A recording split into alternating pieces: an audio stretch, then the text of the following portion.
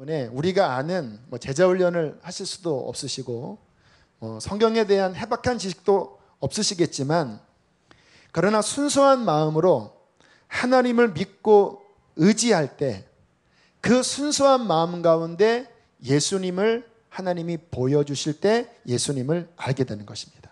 이게 신앙생활의 가장 중요한 거예요. 자, 아마 여기 계신 분들은 다 예수님을 아시는 분일 겁니다. 예수님 다 아시죠? 머리로 아는 게 아니라 인격적으로 아시죠? 자, 그러나 우리가 그 예수님을 아는 정도는 다 달라요. 여기 계신 여러분들이 저를 다 아십니다. 하지만 저를 인격적으로 아는 사람들은 달라요. 가장 저를 인격적으로 잘 아는 사람은 제 아내입니다. 아내는 지난 여름에 했던 제 일을 다 알고 있습니다. 여러분은 저를 아신다 해도 깊지는 않아요. 예수님에 대해서 다 아시지만 다 만나신 분이시죠? 만약에 만나지 않으셨다면 꼭 주님을 만나게 되길 축복합니다. 나름대로 경험이 있으시지만 그 주님에 대한 인격적인 알의 깊이는 다 달라요. 영생은 유일하신 하나님과 그가 보내신 예수를 아는 것뿐만 아니라 더 깊이 아는 것입니다. 어떻게 그분을 더 깊이 알 수 있을까요? 자, 성경을 좀 찾아보겠습니다. 요한복음 14장, 오늘 제가 성경 읽으면서 주신 레마의 말씀, 요한복음 14장 21절입니다. 함께 21절을 읽겠습니다. 시작. 나의 계명을 지키는 자라야 나를 사랑하는 자니 나를 사랑하는 자는 내 아버지께 사랑을 받을 것이요 나도 그를 사랑하여 그에게 나를 나타내리라. 23절까지요. 23절만 읽겠습니다. 시작. 예수께서 대답하여 이르시되 사람이 나를 사랑하면 내 말을 지키리니 내 아버지께서 그를 사랑하실 것이요 우리가 그에게 가서 거처를 그와 함께하리라. 자, 여기서 중요한 문장이 다 중요한데요. 21절에 보면 그에게 나를 뭐하리라? 나타내리라. 그 영혼 가운데 나를 알리리라 라고 말씀을 하셨고요. 23절에 보면 우리가 그에게 가서 뭐하리라고요? 거처를 그와 함께 살리라. 무슨 말입니까? 인격적으로 진한 관계 안으로 들어가게 해주겠다. 내가 누구인지를 더 깊이 알게 해주겠고 너희의 삶에 내가 함께 행하여 너와 동행하면서 나를 알리리라 라고 말씀을 하셨거든요. 근데 어떠한 자에게 그렇게 하시냐? 21절 23절에 보면 이렇게 바꿔서 말씀하시지만 같은 이야기예요. 주님을 사랑하는 자에게, 곧 주님을 사랑하는 것은 이꼴 뭡니까? 계명을 지키는 자에게. 다 그 얘기예요. 계명을 지키는 게 주님을 사랑하는 거고 23절은 주님을 사랑하면 계명을 지켜요. 그렇게 주님을 사랑하면서 말씀을 순종하면서 살아가는 그에게 주님은 자신을 더 깊이 나타내신다고 말씀하시고 그의 인생에 함께 임마누엘 오셔서 지난주에 요셉처럼 그와 함께 동행하리라. 거처를 그와 함께하리라. 깊은 인격적인 친밀한 만남에 대해서 말씀을 하시는 것입니다. 요즘 저는 김하중 대사 책을 읽고 있습니다. 새로 책이 나왔더라고요. 제가 돌아오는 주에 다시 추천 도서를 바꾸려고 하는데요. 김하중 대사가 하나님의 대사 1, 2, 3권 외에 두란노에서 그 사이사이에 있는 또 다른 간증 이야기를 쭉 하는데요. 근데 이분은 고위공직자고 대통령 비서실장도 하셨잖아요. 장기간 중국 대사도 하시고 고위공직자이신데 94년도에 어머니가 돌아가셨을 때 그때 교회를 아마 아직 잘 나가지 않았던 시점입니다. 근데 어머님이 엄청나게 그 아들을 위해서 기도를 쌓아놓은 상황에서 어머니가 돌아가셨습니다. 그때 이분이 어머님 소천 이후에 어머님의 유품인 성경 찬송가를 들고 다시 중국으로 가면서 비행기 안에서 기도하셨습니다. 어머니, 나 이제 진짜 예수님 믿겠습니다. 그리고 보통 믿는 게 아니라 정말 예수님 믿는 것은 이런 것이라고 하는 확실한 믿음의 삶을 가장 잘 살겠습니다. 근데 이분이 굉장한 결단력이 있으신 분이시거든요. 그 다음부터 정말 철저하게, 아직 대사가 되기 전에 공사나 그럴 때인데, 이때는 이제 로비를 많이 해야 될 때인데요, 그런 거 하나도 안 하시고 철저하게 주일날 예배 드리시고 골프 안 치시고 접대 안 하시고 오직 기도하면서 94년도에, 그리고 하나님을 철저히 믿기 시작하면서 그분의 인생에 성령의 기름 부으심이 넘치기 시작했습니다. 이분이 받으신 은사는 특별히 예언의 은사입니다. 근데 아주 깊어요. 누군가를 위해서 기도하면 성령이 주시는 어떠한 그 영적 상태, 또 하나님의 격려, 위로 너무나 명확해서, 그 고위공직자가 그 사람을 위해서 기도하면서 쓴 그 편지가 그분의 너무나 정확한, 이렇게 말했으면 그렇지만 완전 쪽집게, 너무 소름 끼칠 정도로, 기도하면 지금 네가 너무 힘들구나, 그러나 조금만 참으면 하나님의 길을 열어주실 거다, 너 지금 너무 마음이 조급하다, 인내해라, 너무나 명확한 하나님의 음성들을 많은 사람에게 전하면서 정말 엄청난 센세이션을 일으켰잖아요. 이번 여름에 우리 용인 서지방에서 김하중 대사님을 모십니다. 목양교회에서 그 예배하는데 그때 다 가서 은혜를 받으시면 좋겠는데요, 제가 그 책 읽으면서 하나 인상 깊었던 내용이 있었어요. 본인이 어릴 때 어렵게 사셨대요. 그래서 아주 의지력이 강하고, 그리고 사람이 성공하려면 엄하게 커야 된다라고 하는 좀 유교적인, 좀 자수성가적인 어떠한 기질이 있으셔서 이분이 고위공직을 하시면서도 부하 직원, 가까운 사람한테는 엄하게 대하셨대요. 근데 그분 말투 봐도 좀 엄하셔요, 이렇게. 특히 사랑하는 자녀들한테는 더 엄하게 대하셨대요. 왜? 본인의 자라온 배경이 강해야 사니까. 그런데 이분이 하나님을 알아가면서 하나님은 사랑이라는 것을 깨닫으셨대요. 그리고 그 다음에 자기 가까운 사람이나 자녀들에게 더 이상 엄하게 하지 않고 하나님의 그 사랑의 성품을 받아서 온유하고 부드럽게 대하는 것으로 인격이 바뀌셨다라는 거예요. 여러분, 이게 쉬운 게 아닙니다. 이미 그 인생의 뿌리부터 인생은 강하게 커야 돼, 사랑하는 사람일수록 엄한 게 사랑이야, 이 뿌리 깊은 사람이 어떻게 그 태도를 바꾸면서 주변에 있는 사람에게 온유하고 사랑으로 대할 수 있었을까요? 하나님을 인격적으로 알아가면서 그분의 성품을 깊이 알 때 사람이 바뀌는 것입니다. 영생은, 구원은, 변화는 유일하신 하나님과 그가 보내신 예수 그리스도를 인격적으로 아는 것입니다. 이렇게 주님 앞에 김하중 대사처럼 마음을 다하고 순종하고 그렇게 주님을 따르려고 할 때 주님께서는 더 풍성하게 하나님을 알려주십니다. 자, 지난주 제가 여기서 선포한 수요일 축구 경기를 안 보고 산으로 간 부분에 대해서 이제 보고를 잠깐 하도록 하겠습니다. 계속 기도했어요. 그리고 계속 선포한 이유는 뭐냐면요, 제가 선포해야 마음이 흔들리지 않을 것 같아서 선포를 했더니 아침에 마음이 그렇게 요동치지 않더라고요. 그래서 아침 새벽기도 하고 제 사무실에서 성경을 좀 더 읽는데 좀 피곤했습니다. 그리고 이제 가방 짐을 좀 싸고 이제 쭉 제 마음이 너무 평안했습니다. 야, 이건 나한테 별 문제가 아니다. 그런데 쭉 가면서 저희 아파트 그 미팅룸에서 그거 오늘 축구 경기 한다고 그랬고, 미팅룸을 보는 순간 막 흔들리더라고요, 이렇게. 지금 한참 전반전 시작될 텐데. 그러니까 이게 사람이요, 영적으로 은혜가 딱 평정해도 육신은요, 그 안에서 틈을 보면 막 삐집고 올라오려고 하는 거예요. 또 딱 절제시키고, 오늘 소풍이다, 주님과 함께 소풍이다. 그래서 파리바게뜨 가서 커피 하나 사고 빵 이렇게 4개 사고, 그렇게 이제 산에 올라갔습니다. 이렇게. 제가 원래 가던 그 높은 위에 바위가 있는데, 저는요, 하나님이 저를 이렇게 예쁘게 보시기 때문에 그 자리가 비어 있을 줄 알았어요. 올라갔더니 아줌마가 거기 앉아 계신 거예요. 그거 확 창피해갖고 또 이렇게 어디로 가지 하고 이렇게 내려오는데 그 밑에 바위가 하나 있더라고요. 근데 그 바위 건너편이 좋은 자리고 여기가 좀 덜 좋은 자리인데 거기 아줌마가 한 분 계시고 저는 여기서 기도를 하는데 1시간 정도 기도하고 눈을 떠봤더니 안 계신 거예요. 그래서 절로 가볼까 하고 딱 갔더니 훨씬 좋은 자리예요. 왜냐면 여기 바위는 좀 이렇게 비스듬해서 불편한데 여기는 딱 세멘트로 딱 이렇게 자리를 만들어 놔서 또 그 바로 옆에 또 이렇게 그 책상처럼 이렇게 또 있어요. 이렇게. 그래서 거기서 설교 준비까지 했거든요.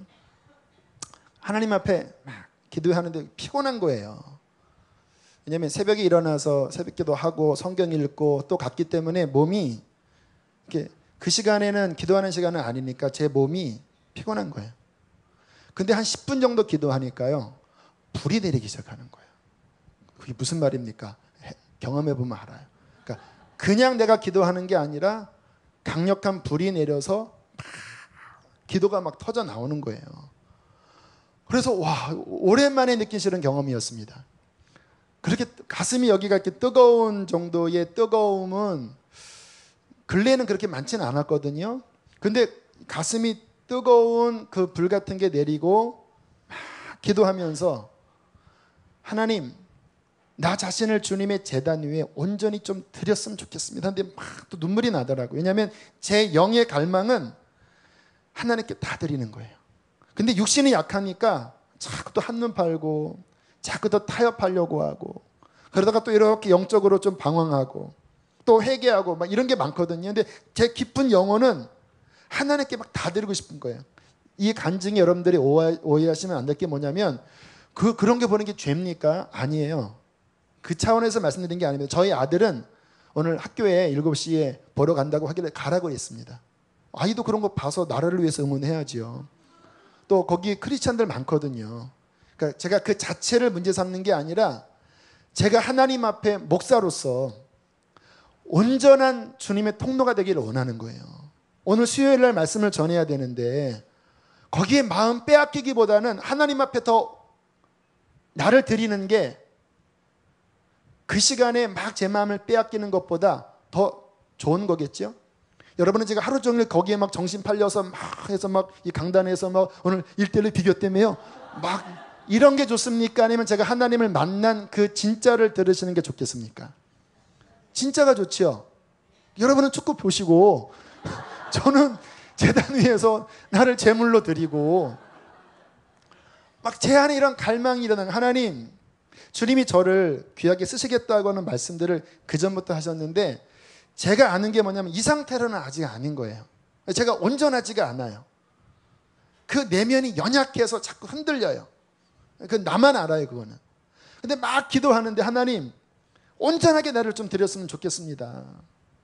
하나님의 이 뜨거운 불 안에 계속 거하는 그러한 사람 됐으면 좋겠습니다, 하나님.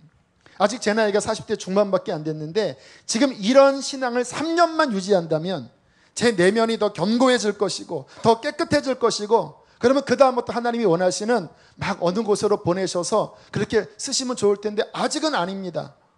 하면서 제 안에 연약함도 느껴지고 하나님의 뜨거움도 임하고 그리고 기도를 9시까지 했습니다. 9시 5분까지. 아마 그때가 전후반 거의 끝나는 그런 시간이었던 것 같아요. 그 마지막 축구선수의 그 열정을 기억하면서 저는 막 하나님 앞에 막 부르짖어 기도하고 그 다음에 성경을 이제 요한복음을 읽었어요. 근데 요한복음이 막 꿈틀거리는 거예요.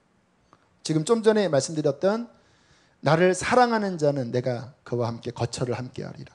그에게 나를 나타내리라. 이런 말씀들이 제 영혼 안에 막 꿈틀꿈틀 움직이면서 그 말씀이 막 살아나는 거예요. 할렐루야. 막 말씀 깨닫고 막 은혜 받고 그리고 하나님 앞에 좀 더 기도하고 또 김하중 대사 책도 읽고 그리고 핸드폰도 그냥 집에 넣고 안 가져가고요. 거기도 마음 흔들릴까 봐. 마음속에서는 과연 어떻게 됐을까 막 속에서는 관심이 또 가지만 또 누르고 그리고 11시 정도부터 12시 정도부터인가 보군요. 오늘 말씀을 그 산 위에서 준비했습니다. 기도하면서 2시까지 아침에 가서 2시까지 하고 그리고 내려와서 근처 식당에서 식사하고 이렇게 돌아오는데 제 마음은 기쁜 거예요. 주님에 대한 알미 더 깊어지고 또 집에 왔더니 아내가 1대1이래 그러더라고요. 기뻤습니다. 그래서 검색으로 2 기사만 봤습니다. 내가 잘했더라고요. 축복할 일이죠. 괜찮아요. 좋은 거예요. 하지만 제 마음은 이거면 족하다. 2개면 족하다. 그리고 오늘 또 저녁 예배를 막 준비하는데 여기가 뜨거워서 계속 여기가 뜨거워서 아마 이거 뜨거운 거는 내일 복정동의 그 금식성회 때 아마 그때 하나님이 푸시려고 하시는 것 같은데 아무튼 감사했어요. 여러분, 그때 제가 주님 앞에 기도했습니다. 하나님, 오늘 만난 하나님은 어떤 하나님이십니까? 라고 제가 질문했어요. 설교 준비하면서. 그때 주님이 제게 깨닫게 하시는 게 나를 사랑하시는 하나님, 나를 어여삐 보시는 친밀한 나의 하나님, 내 영혼 깊은 곳에 나는 주님으로 만족합니다. 그리고 찬양을 부르는데요, 그 찬양이 나오는 거예요. 내 주 되신 주를 참 사랑하고 곧 그에게 내 죄를 다 고하리이다. 참 은혜를 주신 내 주 배우니 이전보다 더욱 사랑합니다. 내 평생에 힘쓸 그 큰 의무는 주 예수의 덕을 늘 기리다가 숨질 때라도 내 할 말씀이 그게 뭐죠? 이전보다 더욱 사랑합니다. 이게 제 영혼 중심에서 그 제단 위에 올라와 있는 그 시간에 제 영혼 안에서 드려지고 그 드려짐 속에서 주님과의 어떠한 좀 친밀한 만남이 이루어지는 거예요. 실은 그때 박보영 목사님이 그런 얘기를 하셨었어요. 안성에 있을 때 그때 2002년도에요. 그때 목사님이 그 월드컵 경기할 때 산에 가셨대요. 근데 왜 가셨냐고 이야기를 하시냐면 많은 사람들이 여기에 관심 가질 때 주님 얼마나 외로우실까. 그래서 혼자 산에 가서 기도하셨대요. 그 이야기가 여기 들어갔나 봐요. 그러면서 하시는 말씀이 하나님이 본인은 어떤 하나님인지 안대요. 그때 하나님이 기뻐하신대요. 물론 그 자체가 죄 아닙니다. 그런데 많은 사람이 여기에 관심이 빼앗겨 있을 때 나 주님 외로울까봐, 주님 섭섭할까봐 나라도 이 위에 올라와서 내 마음을 드립니다. 그때 하나님의 사랑을 깊이 받을 수 있다는 얘기를 그 전에 안성에서 하셨었어요. 제가 기도하다가 그 생각이 나더라고요. 그리고 그 위에서 오전 7시 한 40분부터 2시까지 막 벌레지들이 얼마나 달려드는지 막 이상한 자벌레가 이렇게 막 기어오고 막 거미가 막 내려오고. 하지만 그 안에서 하나님 나 사랑하시고 그분이 나와 거처를 함께 하시고 그분과 마음을 나누는 그 귀한 은혜의 시간을 갖게 되었습니다. 여러분, 다시 한번 좀 전에 읽은 말씀을 한번 보세요. 21절 그리고 23절 두 절 한번 크게 읽어보실까요? 시작. 나의 계명을 지키는 자라야 나를 사랑하는 자니 나를 사랑하는 자는 내 아버지께 사랑을 받을 것이요 나도 그를 사랑하여 그에게 나를 나타내리라. 23절 예수께서 대답하여 이르시되 사람이 나를 사랑하면 내 말을 지키리니 내 아버지께서 그를 사랑하실 것이요 우리가 그에게 가서 거처를 그와 함께하리라.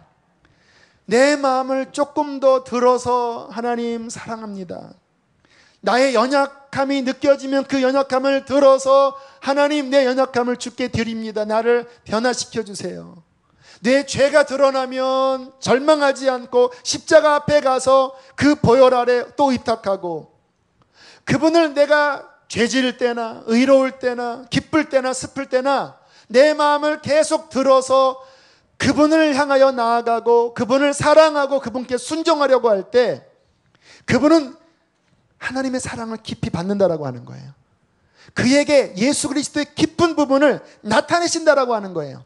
하나님이 그에게 거처를 함께하는 요셉과 같은 임마누엘의 동행이 함께 하신다라는 거예요.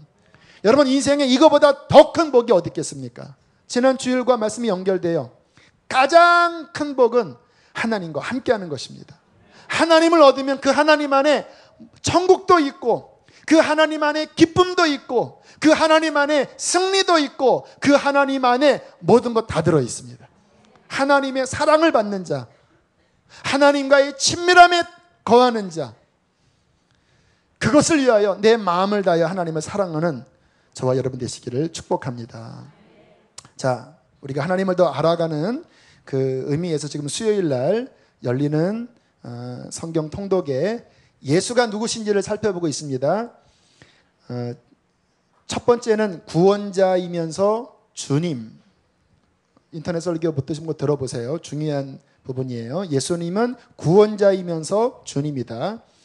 지난주에는 예수님은 하나님의 아들이시다.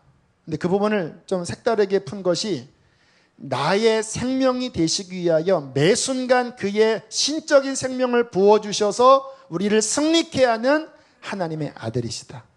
그래서 매 순간 하나님의 아들의 생명을 받아 누리면 우리는 승리할 수 있는 거예요. 자, 오늘 예수님은 어떤 분이신가? 따라하겠습니다. 예수님은 빛이십니다. 자, 오늘은 예수님의 빛 되심에 대하여 좀 깊이 살펴보려고 해요. 자, 말씀을 네 군데를 PPT로 띄우도록 하겠습니다. 자, 첫 번째, 다 같은 말씀인데요. 중요한 부분이 들어있어요. 함께 읽겠습니다. 오늘 본문입니다. 시작.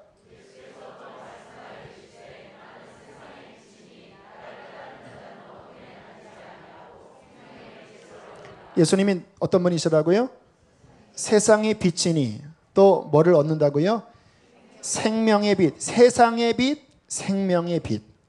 그 다음 요한복음 12장 46절을 보세요. 시작.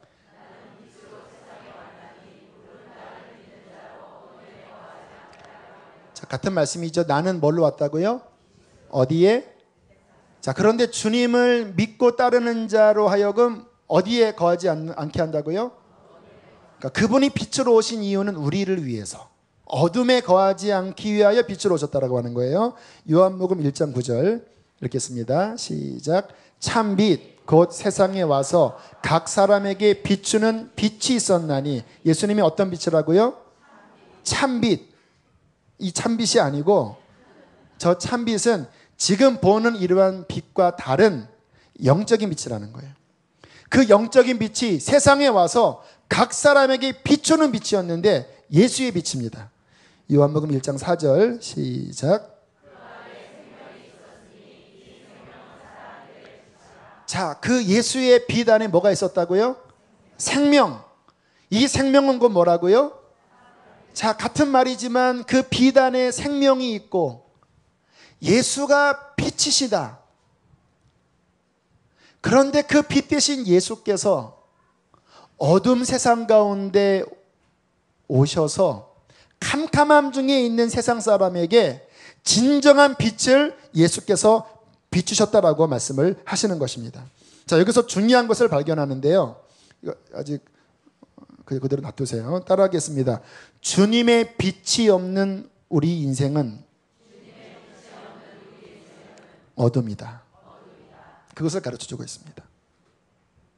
이 세상의 빛이 아니에요.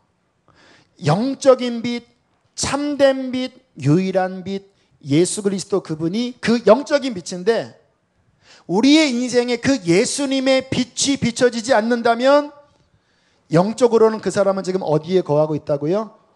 어둠 가운데 가고 있다는 거예요. 오늘 이 가운데 이 빛을 만난 분은 빛 가운데 들어와서 그 빛 가운데 밝게 살고 있고요. 죄송하지만 이 빛을 영적으로 만나지 못한 분은 지금 어둠 가운데 살고 있습니다. 그게 무슨 말이냐고요? 내가 왜 사는지, 뭐가 죄인지, 하나님이 어떠한 분인지, 죽으면 천국이 있고 지옥이 있는지, 내가 어떠한 존재인지 몰라요. 그냥 내가 먹고 살기에 바쁘고 이 세상의 가치를 쫓아 살아가지만 그렇게 살다가 죽으면 내가 어떻게 되는 거예요?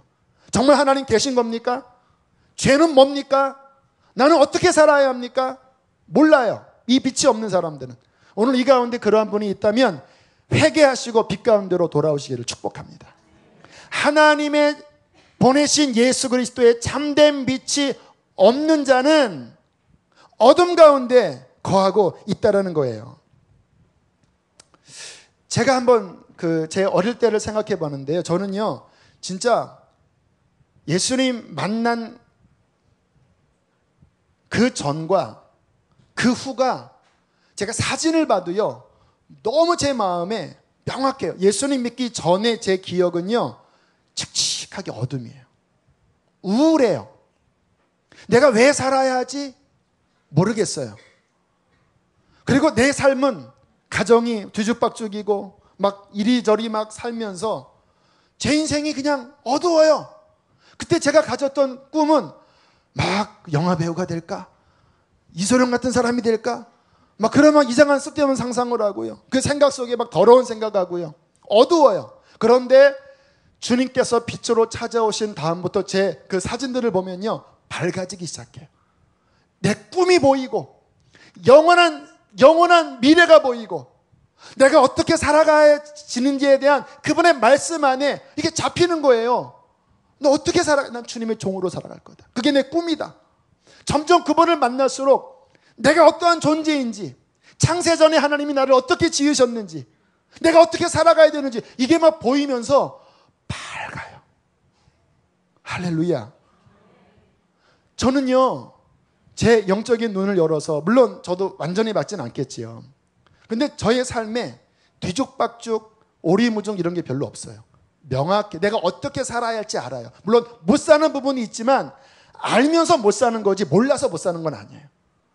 무엇이 최상의 삶인지 저는 알아요. 무엇이 구원의 길인지 알아요. 무엇이 영원한 하나님의 앞에서 큰 상을 받는 것 저는 알아요. 그래서 김하중 대사나 그러한 분들의 주님과 빛으로 동행하셨던 분들을 책을 보면 가슴이 뜨거워요. 왜? 그분이 봤던 빛이 내 안에 있고 그분의 빛 속에서 참된 길을 다시 한번 조명할 수 있고. 어떤 분과 대화를 나누면서 그런 이야기를 하시더라고요. 한때 장사를 하면서 주말에는 1,000만 원을 막 버시고 그러셨대요. 그러다가 가게를 바꾸시면서 갑자기 사업이 어려워지시고 그리고는 정말 어려운 상황 가운데 되신 거예요. 그 마음속에 분노가 일어나더래요. 좌절감, 열등감. 그리고는 집에 와서 사람 만나기 싫고 술을 마시고 담배를 피고 그리고 아내와 자녀들에게 윽박지르고 잘못된 영상들을 보고 그러면서 어느 날 내가 마귀구나, 내가 마귀가 되어져 가는구나. 그러다가 빛이 왔나 봐요. 교회는 다니지 않으셨지만 회개를 하기 시작했대요. 하나님, 내가 잘못 산 것 같습니다. 근데 막 눈물이 나기 시작하더래요. 빛이 온 거예요. 참 신기하죠. 교회를 안 다녀도 빛이 임할 수 있어요. 그리고는 아내 따라 교회를 간 첫날 주체할 수 없는 눈물을 쏟기 시작했습니다. 너무 창피해서 뭐 어쩔 줄을 몰라 하시는 거예요.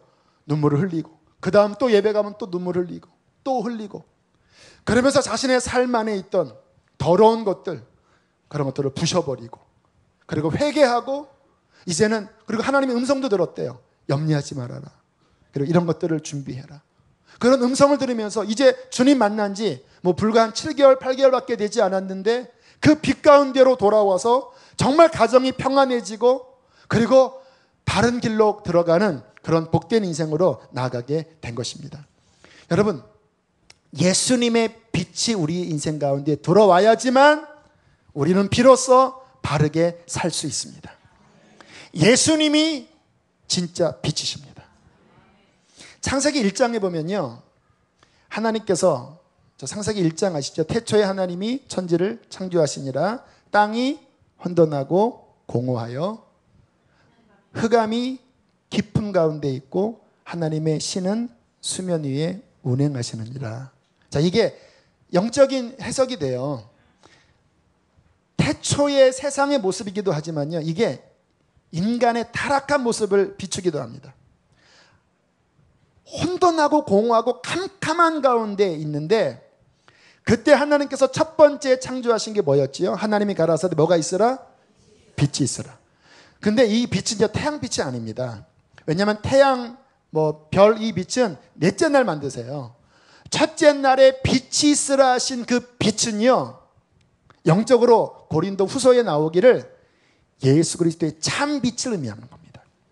캄캄한 인생 가운데 빛이 있으라.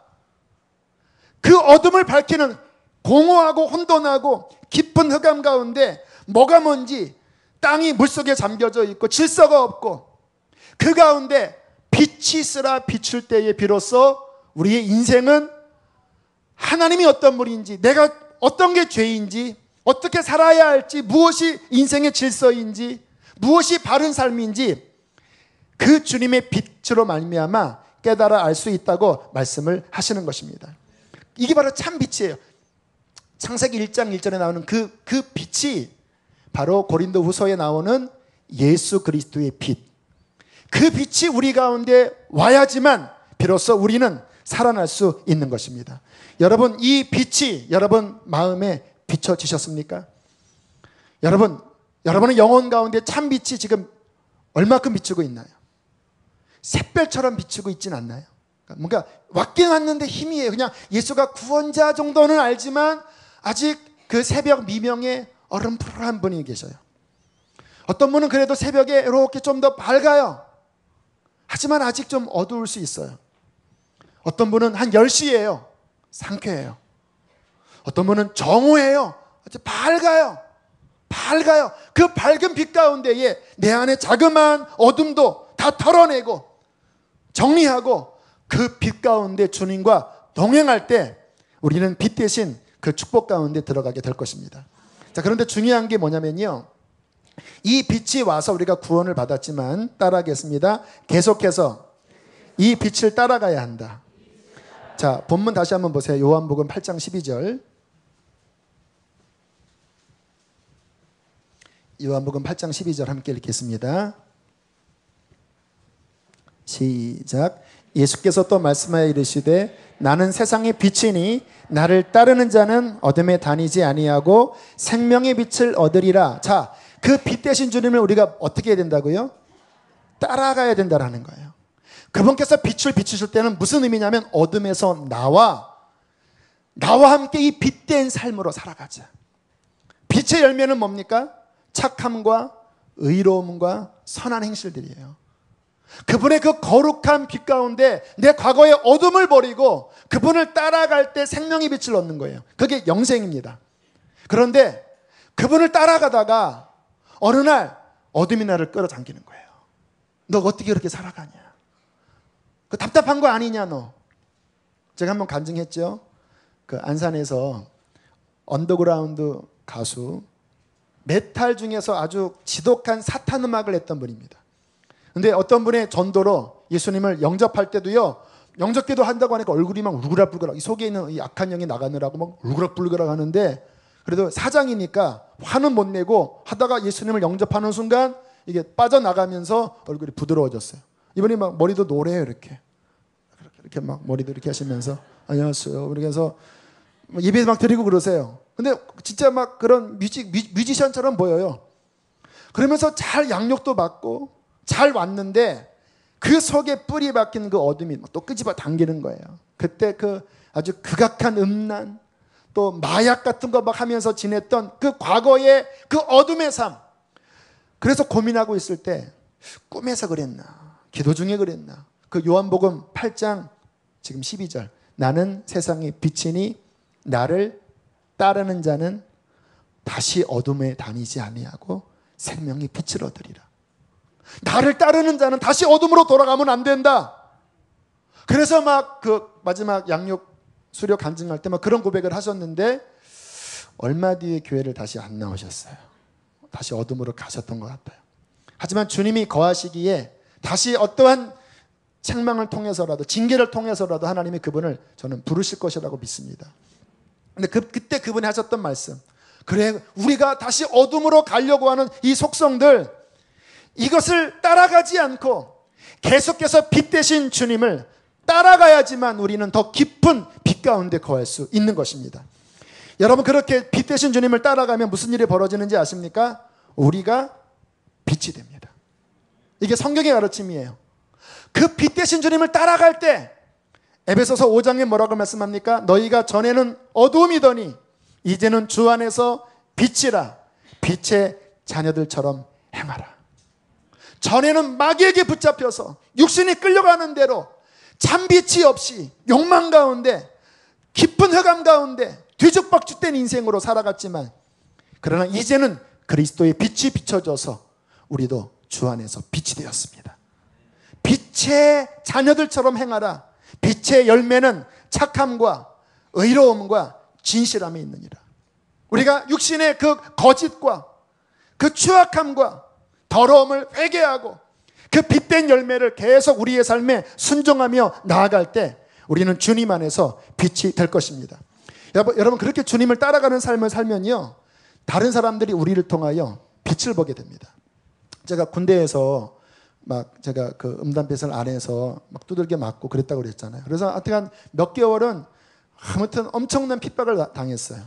진짜 감옥 안에 있는 느낌이었습니다. 부대원 160명 전체가 저를 뾰족하게 바라보는 거예요. 완전 진짜 미친 사람이었습니다. 더군다나 교회 다니는 사람도 와서 저한테 그딴 식으로 믿지 말아라 하면서 막 나는 술도 마시고 나는 잘한다 이러면서 이야기하는데 더 상처가 되더라고요. 하지만 꿋꿋하게 수요일날 교회 갔고 주일날 교회 갔고 또 초서 방문하면서 초코빵이나 이러한 음료 또 고참들에게 또 남겨갖고 와서 또 대접을 하고 그리고 신실하게 살아갔더니 1년 만에 제가 들었던 말이 뭐냐면 어떤 고참이 오더니 자 여기 저 일내무반에 가면 그 신학생 안에 있는데 걔는 가짜다. 너는 진짜다. 제가 교만해서 하는 말이 아니라 그분 진짜입니다. 근데 이제 그분은 이렇게 부드럽게 나갔나 봐 이렇게.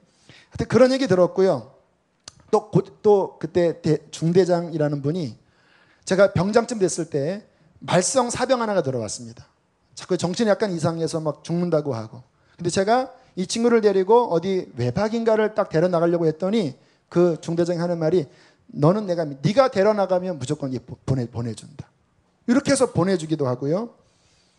또 어떤 고참은 저를 보더니 저를 욕한 고참인데 어느 날 나 좀 교회 데려가줘 막 이러더라고요.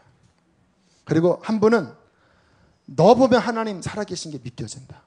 왜냐면 제가 틈틈이 어디 가서 숨어서 기도했다고 그랬잖아요. 근데 기도할 때 집합이 자주 있었는데 제가 기도할 때 집합 걸리면 제가 못 듣고 그냥 기도하고 있었거든요. 근데 신기하게 그럴 때면 이게 인원 검사를 안 하는 거예요.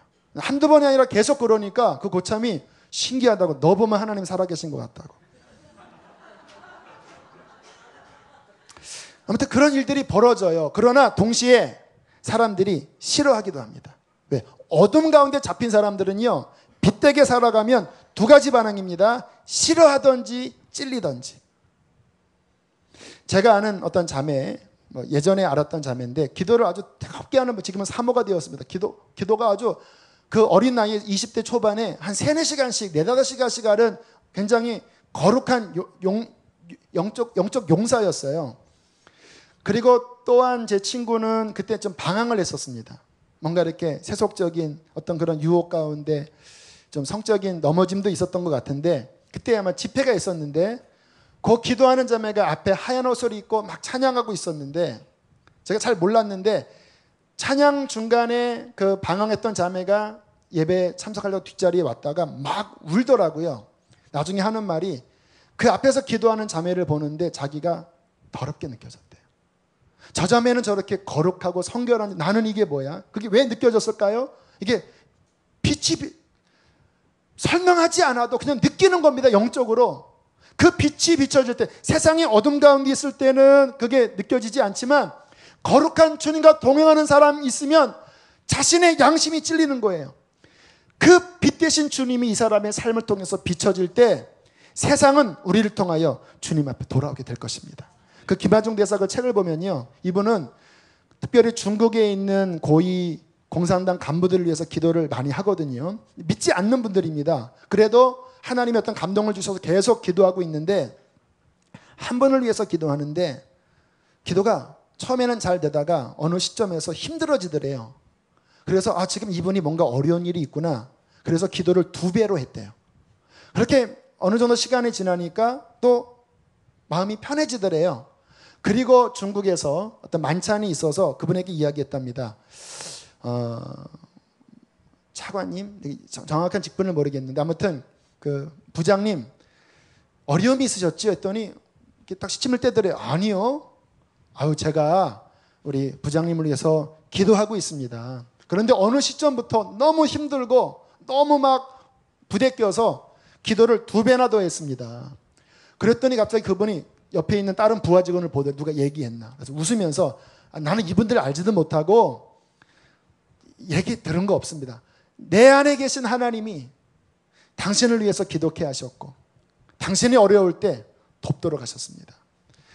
부장님 걱정하지 마십시오. 하나님이 부장님을 잘 그랬더니 너무 은혜를 받으면서 다른 사람 앞에서 나는 이 김하중 대사가 기도하기 때문에 나는 어려움이 와도 이길 수 있다. 믿지 않는데요. 공산당 간부인데 너무 은혜를 받아갖고요. 막 사람들 앞에 막 한국 공사 와도요. 그 사람 앞에 뭐 공개적으로 나는 김하중 대사가 기도해서 나는 걱정 없습니다 계속 이야기하는 소리를 듣고 한국에 있는 장차관들이 저분 공산당 아닙니까? 맞습니다. 하나님 안 믿잖아요. 그래도 그 안에 빛이 비춰질 때 하나님께서 그 영혼 가운데 하나님의 살아계심을 보여주신다라는 것입니다. 사랑하는 성도 여러분, 우리가 빛 가운데로 더 들어갑시다. 주님의 빛과 연합됩시다. 주님이 거룩한 것처럼 우리도 거룩해집시다. 그때 우리 안에 그 주님의 거룩한 사랑의 빛, 의로움의 빛, 진실함의 빛, 이러한 것들이 흘러나갈 때에 주님께서 우리를 통하여 우리의 가정과 우리의 이웃과 우리의 교회와 세상을 밝히실 것입니다. 우리 안에 어둠이 있지요. 저도 빛이 있지만 여러분 보세요. 빛이 있습니다. 이 안에는 어둠이에요. 나는 빛 가운데 있어요. 하지만 덮어놓은 이곳은 어둠이에요. 전체적으로는 빛 가운데 있지만 이거는 어둠이에요. 많은 사람이 이렇게 살아갑니다. 교회 다녀요. 주님 만났어. 하지만 이 영역은 드러내지 않는 거예요. 주님의 빛 가운데로 나가지 않는 거예요. 결국 이 어둠은 나의 영혼을 계속해서 끄집어 당깁니다. 여러분, 주님이 빛이신 것처럼 우리도 주님과 함께 동행하면서 주님을 더 깊이 알아가고 그의 영광 가운데 주님을 만나는 흰옷 입은 거룩한 백성 되시기를 축복합니다. 함께 이 시간 우리 찬양하시고 기도하겠습니다. 그래서 경건 노트를 쓰셔야 합니다.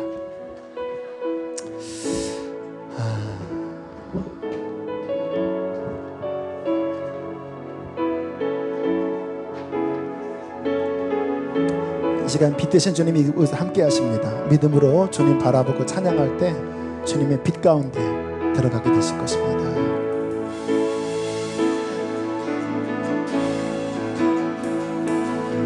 빛나는 왕의 왕 주님, 영광의 주님, 온 땅 기뻐하라, 온 땅 기뻐하라. 광채의 옷 입고 어두운 물리쳐 저 원수는 떠내, 저 원수는 떠내.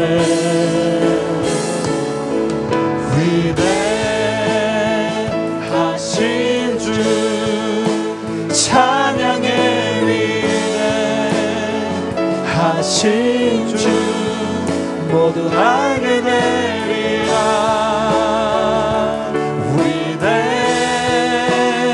위대하신 주 시간의 주관자,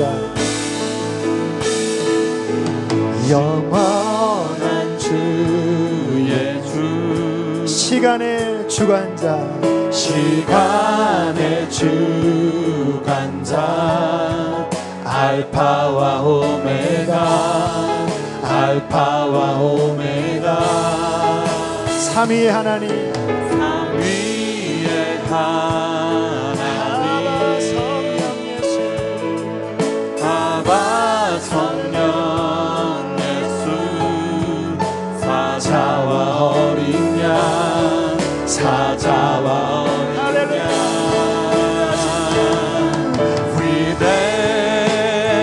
위대하신 주 찬양의 위대하신 주 모두 알게 되리라.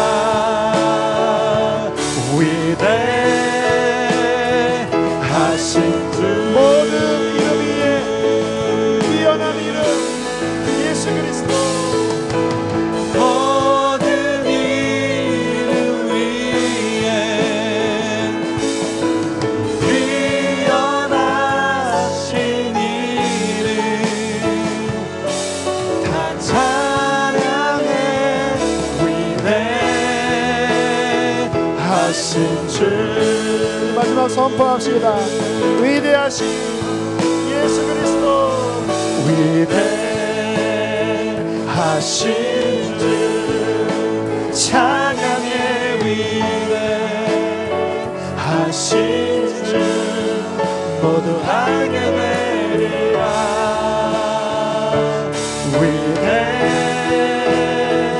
위대하신 주. 주님께서 분명히 말씀하셨습니다. 나는 세상의 빛이니 나를 따르는 자는 어둠에 다니지 아니하고 생명의 빛을 얻으리라.